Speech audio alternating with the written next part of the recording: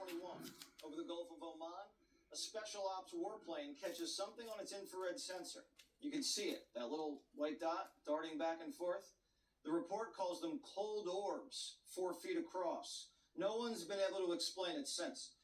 Then over a town in the Middle East last year, a sensor catches something transiting clean across the flame. Still, no idea what it was.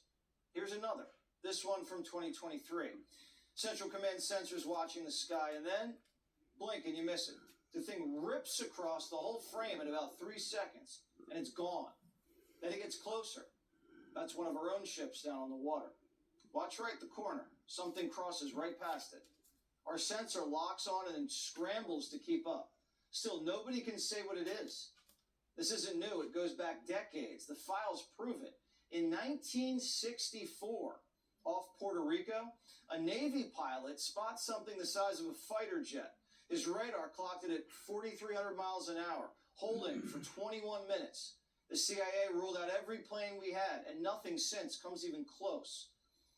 And when there's no footage, the FBI draws it, straight from the people who saw it. June 2002, over Bagram Air Base in Afghanistan, a service member watches the stars start blinking out. Something huge passing overhead, west to east, a perfect triangle, 500 feet across, deadly silent, steady speed, not a single light on it. The guy next to him saw it too. He turned and said, "You see that?" 2011, 2 more service members, another sighting. Where it happened, the government still won't say. 2023, now it's over an American backyard.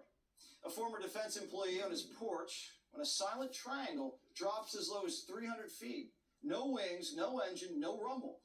He said if it hadn't been a clear night, he never would have caught it. Gone in 4 seconds. Same city, same year, another witness, another black triangle. This one's pixelated, kind of distorted with a red light burning in each 3 of the corners. Whatever these are, they keep showing up where they absolutely shouldn't. We've had repeated instances of something operating in the airspace over restricted nuclear facilities, and it's not ours, and we don't know whose it is. That alone, just that statement alone, deserves inquiry, deserves attention. Rubio and I are aligned 100%. We do not find it acceptable to have unknown aerial phenomenon. It's just not an issue, at least as of yet, in this country that lends itself to some sort of partisan or ideological divide. But the wildest one isn't even from this century. 1963, Brazil. A metal sphere crashes down in a small town, blasting a hole 13 feet deep. Thick glass windows, big enough they figured someone was flying it. There was supposedly a body inside, a dead crewman in a heavy suit marked with symbols nobody could read. Wild enough that our embassy fired off a cable to Washington, and State and Pentagon and NASA all started chasing it for 6 days. They never found the sphere, never found a body, never found a witness. One local newspaper ran it under the headline, "The airship that wasn't there." Strange. And that's just one dump. There's plenty more where that came from.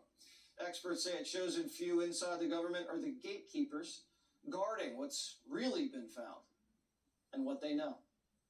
They have custody of the goods. More information than they are diamonds in a coal mine. They have obtained information about ET themselves, about hardware. They go to their graves taking information that their spouses have never heard, their children have never heard. They can't talk about it to any friend. Dan Fair is the director and producer of the Agent Disclosure. This documentary's blown the lid off the disclosure process. You can check it out on Amazon Prime. Dan, so you were down in D.C. today having some meetings. Can you say anything about that? Yeah, look, this tranche of evidence released today, it notably includes numerous reports of large triangular-shaped UAP over sensitive military sites, witnessed by credible military witnesses, people who we trust with a lot of power. These reports come from the FBI, and also in the tranche is a number of reports of orbs encountering our fighter jets and performing in ways that no known aircraft can. There's a lot of significant UAP evidence in this tranche, but most notably what's happening right now on the disclosure front, and got an update as recent as today, is the White House, the Trump administration, has officially put out a statement in the last few days making it known that if people who have been involved in these classified programs dealing with UAP have evidence that they want to share with the White House, they can come forward to the White House or the FBI and they could have their non-disclosure agreements waived. These non-disclosure agreements are currently preventing people from coming forward to share what they know. So this is a significant step in the disclosure process. The other thing that's happening alongside the White House's efforts is Senator Rounds and Senator Schumer have supported a bipartisan act called the UAP Disclosure Act, which has been killed 3 years in a row. But now they've got support in the House and the Senate, largely because the White House has, taken this initiative to drive disclosure forward. So members of Congress feel comfortable supporting this act. There's a very good chance that this finally gets passed into law by the end of the year. Oh, that's amazing. How have you been satisfied with the tempo of the release?